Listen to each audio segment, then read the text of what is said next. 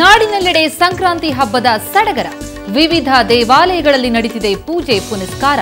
ಗವಿಗಂಗಾಧರೇಶ್ವರ ದೇವಾಲಯಕ್ಕೆ ಹರಿದು ಬರ್ತಿದೆ ಭಕ್ತ ಸಾಗರ. ಬ್ಯಾಂಕ್ ಕಳ್ಳತನಕ್ಕೆ ವಿಫಲ ಯತ್ನ. ಸೆಕ್ಯೂರಿಟಿ ಗಾರ್ಡ್ ಕೂಗು ಕೇಳಿ ಪರಾರಿಯಾದ ಕಳ್ಳ.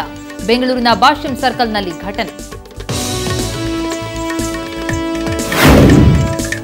ಜಯನಗರದಲ್ಲಿ ನಡೀತಾ ಇದೆ ಹಗಲು ದರೋಡೆ. ಕಾಮಗಾರಿ ಹೆಸರಲ್ಲಿ ಗುತ್ತಿಗೆದಾರರಿಂದ ಹಣ ವಸೂಲಿ. ಎತ್ತುವಳಿಗೆ ಕಡಿವಾಣ ಹಾಕೋರಾದ್ರೂ ಯಾರು? ಸುನಂದಾ ಪುಷ್ಕರ್ ಕೊಲೆ ಪ್ರಕರಣ. ಪೊಲೀಸರಿಂದ ಲೀಲಾ ಪ್ಯಾಲೇಸ್ ಹೋಟೆಲ್ ಮ್ಯಾನೇಜರ್ ವಿಚಾರಣೆ. ಶಶಿ ತರೂರ್ ವರ್ತನೆಯ ಬಗ್ಗೆಯೂ ಮಾಹಿತಿ ಕಲೆ ಹಾಕುತ್ತಿರುವ ತನಿಖಾಧಿಕಾರಿಗಳು. ಬದಲಾಗಿದೆ ಟೀಂ ಇಂಡಿಯಾ ಜರ್ಸಿ. ವಿಶ್ವಕಪ್ಗಾಗಿ ಬ್ಲೀಡ್ ಬ್ಲೂ ಜರ್ಸಿಯೊಂದಿಗೆ ಆಟಗಾರರು ಕಣಕ್ಕೆ. ಆಟಗಾರರಿಗೆ ಕಿಟ್ ಒದಗಿಸಿರುವ ನೈಕ್ ಕಂಪನಿ.